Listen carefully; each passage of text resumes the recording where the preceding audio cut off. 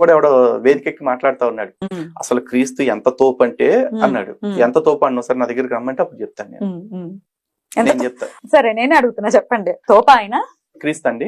ఏంటి ఆయన అసలు ఎవరైనా? అదే చెప్తున్నాగా. ఏసుక్రీస్తు అంత గొప్ప తోపు ఈ భూప్రపంచంలో ఎవరైనా ఉన్నారా? ఏసుక్రీస్తు ఎంత గొప్ప తోపు ఒక చిన్న విషయం చెప్తున్నాను. చాలా విషయాలు ఉన్నాయి కానీ అందులో ఒక చిన్న విషయం చెప్తున్నాను.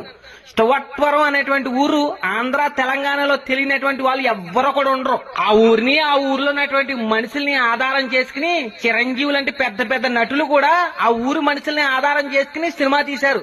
ఆ ఊరు పేరు చెప్పినా ఆ ఊరికి వెళ్ళాలి అన్నా పోలీసులు సైతం వణికిపోతారు అని పేపర్లోను టీవీలోను ఇప్పటికి కూడా చెప్పబడుతుంది. అంత భయంకరమైనటువంటి గజ్జి తొంగలు ఉండేటువంటి ఊరే స్టువర్ట్పురం.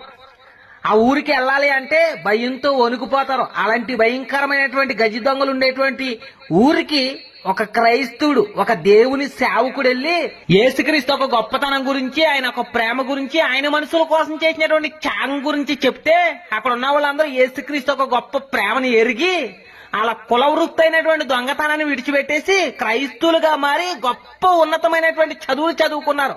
ఇప్పుడు ఆ ఊర్లో కానిస్టేబుల్ కాంచి కలెక్టర్ వరకు చదువుకున్నటువంటి గవర్నమెంట్ ఉద్యోగమంతులు ఉన్నారు.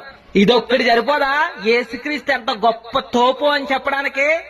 ఇండియాలో పుట్టారు అని చెప్తున్న నీ ముక్కోటి దేవుళ్ళు దేవతలో చేయలేనటువంటి పని ఎక్కడో ఆసియాఖండంలో పుట్టినటువంటి ప్రభు అయిన యేసుక్రీస్తు తన సేవకుడైన ఒక్క మనిషి ద్వారా చేయించాడు. ఇదొక్కటి చాలు యేసుక్రీస్తు ఎంత గొప్ప తోపో అని చెప్పడానికి. అసలు ఆ ఊరి పేరు ఎవరిదో తెలుసా? ఒక క్రైస్తవుడు పేరు. క్రైస్తవుడు ఆ ఊరికి చేసినటువంటి మేలుని గుర్తించి ప్రభుత్వం పెట్టినటువంటి పేరే స్టువర్ట్పురం. స్టువర్ట్పురం అనేటువంటి ఊరి పేరుని మార్చి స్వార్థపురం అని ఊరి పేరుని మార్చండి అని అక్కడ ఉన్న వాళ్ళందరూ అడుగుతున్నారు.